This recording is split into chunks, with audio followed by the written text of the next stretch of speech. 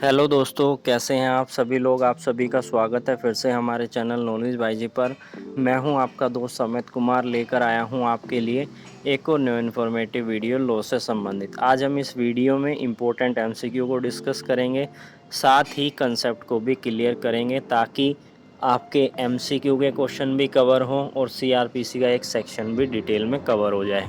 तो अभी अगर आप न्यू जुड़े हैं हमारे इस चैनल के माध्यम से तो चैनल को सब्सक्राइब कर दीजिए और बेल आइकन पर ज़रूर क्लिक कीजिए। तो डिस्कस करते हैं सबसे पहले क्वेश्चन के बारे में।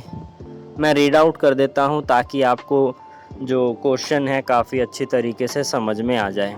क्वेश्चन क्या कहता है, in order to compel appearance of a person who is absconded in spite of a warrant of arrest being issued against him. His property may be ordered to attach simultaneously with insurance of a proclamation under section 82 of CRPC, provided that the court is satisfied that such person is, and ये option है। अब इस question के answer को समझने से पहले मैं थोड़ा सा आपको समझा देता हूँ ताकि आपको काफ़ी इजी तरीके से पता चल जाए कि इसका सही जवाब क्या है। सपोज़ दैट आपके अगेंस्ट कोई भी ऑफेंस जो है हो गया है या आपने कोई ऑफेंस घटित कर दिया है। ऐसे में आपके अगेंस्ट पहले बेलेबल वारंट एग्जीक्यूट होता है, उसके बाद नॉन बेलेबल वारंट एग्जीक्यूट होता है, उसके बाद नेक्स्ट ऑप्शन आता है कि आपको एक प्रोक्लेम्ड ऑफेंडर घोषित करने के लिए सीआरपीसी के सेक्शन 82 के ऑर्डर किए जाएं। इसके ऑर्डर करने के बावजूद भी यहाँ पर आपकी कोई प्रतिक्रिया नहीं है। अब यहाँ पर कोर्ट क्या करती है, आपकी प्रॉपर्टी को अटैचमेंट करने के लिए ऑर्डर निकालती है। जो हमारा यहाँ पर क्वेश्चन है कि यानी कि आपके प्रॉपर्टी के अटैचमेंट के ऑर्डर भी आ चुके हैं, आपके प्रोक्लेम्ड ऑफेंडर आपको घोषित कर दिया गया है क्योंकि जो नॉन बेलेबल वारंट था वो एग्जीक्यूट नहीं हो पाया है। तो ऐसे में इन सभी में से कौन सा सही जवाब होगा। पहला ऑप्शन क्या कहता है कि पूरी की पूरी प्रॉपर्टी या प्रॉपर्टी के कुछ पार्ट को क्या किया जाएगा, डिस्पोज ऑफ किया जाएगा। सेकंड ऑप्शन क्या कहता है, जिस कोर्ट के पास लोकल ज्यूरिडिक्शन है वो क्या करेगी, प्रॉपर्टी को या तो पूरी की पूरी प्रॉपर्टी को रिमूव कर देगी या फिर कुछ पार्ट को रिमूव कर देगी। थर्ड ऑप्शन कहता है या तो पहली कंडीशन एग्जिस्ट करेगी या फिर दूसरी कंडीशन एग्जिस्ट करेगी। फोर्थ ऑप्शन क्या कहता है कि दोनों कंडीशन जो है एग्जिस्ट कर सकती हैं। तो इसका सही जवाब क्या है, इसका सही जवाब है हमारा third option, either condition in one और टू एग्जिस्ट। अब हम डिस्कस करेंगे अपने नेक्स्ट क्वेश्चन के बारे में।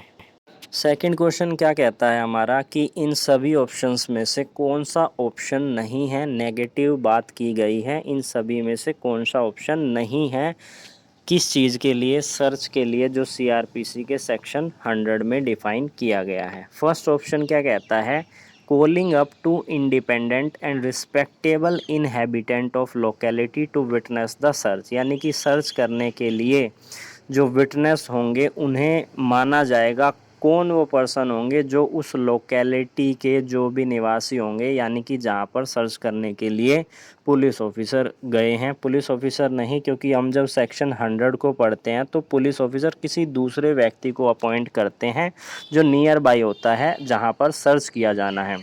सेकंड ऑप्शन क्या कहता है, sign of a search memo by the witness to search, यानी कि जो भी विटनेस वहाँ पर हैं उनके द्वारा सिग्नेचर किए जाएंगे सर्च मेमो पर। थर्ड ऑप्शन क्या कहता है, attendance of occupant of person during the search, यानी कि सर्च के दौरान जो निवासी है वो वहाँ पर आ सकते हैं, अटेंड कर सकते हैं। एंड फोर्थ ऑप्शन है signature of accuse on the search list, यानी कि जो भी सर्च लिस्ट है उस पर एक्यूज के सिग्नेचर होने चाहिए।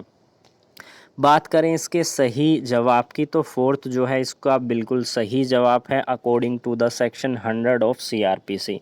आज हम इस वीडियो में सेक्शन 100 को डिटेल में डिस्कस करने वाले हैं, यानी कि सेक्शन 100 को पूरी अच्छी तरीके से समझने वाले हैं। अगर उस पर और भी कोई क्वेश्चन बनता है तो आपके वो सभी क्वेश्चन कवर हो जाएं। तो अब डिस्कस करते हैं अपने सेक्शन 100 के बारे में सीआरपीसी के। सेक्शन अंडर सीआरपीसी का क्या कहता है कि सर्च करने के लिए अलाउ किया जाएगा उस पर्सन को जो उस प्लेस के क्लोज में है जहाँ पर सर्च किया जाना है। सबसेक्शन 1 क्या कहता है, पहले मैं रीड आउट करता हूँ फिर आपको समझा दूंगा। Whenever any person liable to search or inspection under this chapter is close, any person residing in or being in charge of such place shall be on demand of the officer or other person execute the warrant, and on production of the warrant allow him free ingress thereto and afforded all reasonable facility for such therein। क्या कह रहा है subsection 1 section 100 CrPC का, केवल यही कह रहा है कि जहां पर भी सर्च किया जाना है किसी ऑफिसर के द्वारा या जो वारंट को एग्जीक्यूट कर रहा है वो सब वहां पर नहीं जा सकता, तो वो किसी और पर्सन को जो नियर बाई है उसे अपॉइंट कर सकता है और उसको अलाउ किया जाएगा कि वो वहाँ पर जाकर सर्च कर सके। साथ ही उसको प्रॉपर प्रवेश देने के लिए फैसिलिटी भी प्रोवाइड की जाएगी उस सर्च करने के जगह पर, यानी कि जहाँ पर सर्च करने के लिए उस पर्सन को नियुक्त किया गया है किसी अदर ऑफिसर के द्वारा या वो व्यक्ति जो कि एग्जीक्यूट कर रहा है वारंट को। अब समझते हैं सबसेक्शन 2 के बारे में। सबसेक्शन 2 केवल इतना कह रहा है कि जहां पर भी इस तरीके के सर्च बनाने के लिए जिस ऑफिसर को अपॉइंट किया गया है या अलाउ किया गया है वो वहां पर सर्च नहीं कर पाता है, तो ऐसे में सीआरपीसी के सेक्शन 47 के सबसेक्शन 2 के अंदर दिए हुए प्रोविज़न को अप्लाई किया जाएगा। यानी कि अगर वो ऑफिसर वहाँ पर सर्च नहीं कर पा रहा है तो सेक्शन 47 सीआरपीसी के उसके अनुसार प्रोसीजर यहाँ पर शुरू हो जाएंगे। क्या कहता है सेक्शन 47 का सबसेक्शन 2, वो यह कहता है कि जो भी ऑफिसर जिसको अपॉइंट किया गया है वारंट एग्जीक्यूट करने के लिए वो प्रॉपर तरीके से जो भी वारंट को एग्जीक्यूट करने के लिए उनके लिए ज़रूरी है वो सारी नेसेसरी चीज़ें वहाँ पर वारंट को एग्जीक्यूट करने के लिए उठा सकते हैं। यानी कि वारंट को कंप्लीट करने के लिए जितने भी रीज़नेबल फोर्स है वो इस्तेमाल कर सकते हैं उस घर में प्रवेश करने के लिए, उस घर से निकलने के लिए एंड सो ऑन। अब हम बात करते हैं सबसेक्शन 3 के बारे में। सबसेक्शन 3 केवल इतना ही कहता है कि जब भी कोई भी पर्सन जहां पर सर्च करने के लिए जा रहा है वहां पर या तो किसी भी आर्टिकल को छुपाया हुआ हो या वहां पर सर्च करना ज़रूरी है क्योंकि वहां पर कोई व्यक्ति छुपा हुआ है, तो ऐसे में वहां पर सर्च किया जा सकता है। और अगर जहां पर सर्च करने के लिए कोई भी व्यक्ति जाता है सीआरपीसी के सेक्शन 100 में और उस प्लेस पर वहाँ पर वुमेन है सर्च करने के पर्पज़ के लिए या किसी आर्टिकल को लेने के पर्पज़ के लिए, तो ऐसे में सर्च जो है किसी वुमेन पुलिस ऑफिसर के द्वारा ही बनाया जाएगा और वहाँ पर डिसेंसी का भी ध्यान रखा जाएगा। यही कहता है सबसेक्शन 3। अब बात करते हैं सबसेक्शन 4 के बारे में।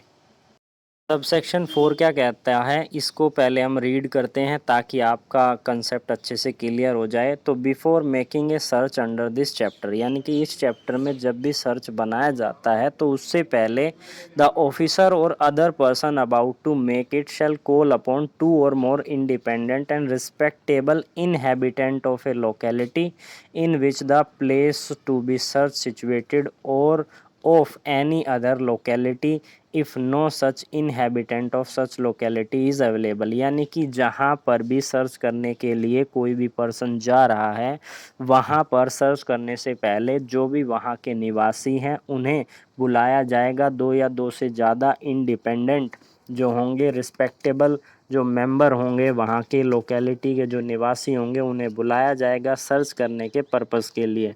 अगर वहाँ पर लोकेलिटी से कोई भी व्यक्ति नहीं है तो किसी अदर पर्सन को भी वहाँ पर बुलाया जा सकता है एज एन विटनेस उस जगह पर सर्च करने के लिए।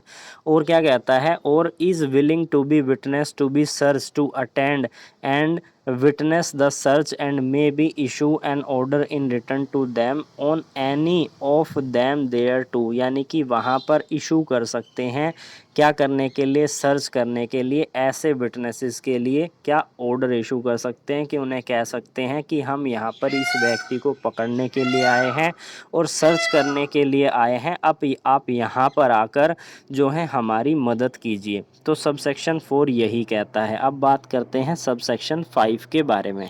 सब सेक्शन 5 केवल यही कहता है कि जहां पर भी सर्च बनाया जा रहा है तो उस सर्च करने की जगह पर जो भी आर्टिकल मिलता है उसकी एक रिपोर्ट तैयार की जाएगी उस ऑफिसर के द्वारा जो सर्च करने के लिए आया है, और विटनेस जो होगा उसके सामने ही वहां पर उसके साइन किए जाएंगे। और एक चीज़ और यहाँ पर आपको ध्यान में रखनी है कि अगर कोई भी विटनेस ऐसे केसेस में बुलाया जा रहा है सर्च पर्पज़ के लिए, तो वहाँ पर बिना समन के कोर्ट के द्वारा उन्हें अदरवाइज़ बुलाया नहीं जाएगा। सपोज़ दैट पुलिस वाले कॉल करके विटनेस को बुलाते हैं, तो यहाँ पर ऐसी कंडीशन नहीं होगी। केवल कोर्ट जब उसे समन करेगी तभी वो विटनेस आएंगे जो सर्च करने के समय पर विटनेस बने थे। अब बात करते हैं हमारे सबसेक्शन 6 के बारे में।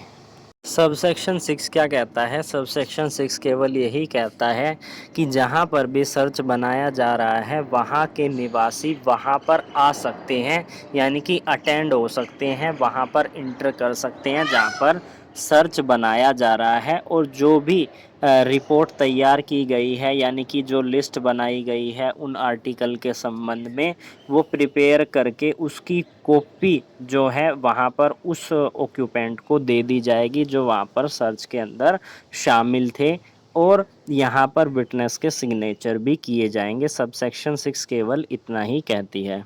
सबसेक्शन 7 ये कहता है कि जो भी डॉक्यूमेंट प्रिपेयर किए जाएंगे उनकी कॉपी जो है डिलीवर्ड की जाएगी ऐसे पर्सन्स को। अब बात करते हैं सबसेक्शन 8 के बारे में। सबसेक्शन 8 क्या कहता है कि जब भी कोई भी पर्सन जिसे बुलाया जाता है एज एन विटनेस बनने के लिए और वो बना करता है जानबूझकर बिना किसी रीज़नेबल कारण के, तो यहाँ पर वो एक तरीके का ऑफेंस कर रहा है। सेक्शन 100 CRPC में जो मेंशन किया गया है कि वो कौन सा अपराध कर रहा है आईपीसी के सेक्शन 187 के अंदर। क्योंकि यहाँ पर पब्लिक सर्वेंट जो है मदद मांग रहे हैं, आप वहाँ पर उनकी मदद नहीं कर रहे हो, तो यहाँ पर ये एक ऑफेंस है आईपीसी इंडियन पिनल कोड 1860 के अंदर सेक्शन 187 के अंदर।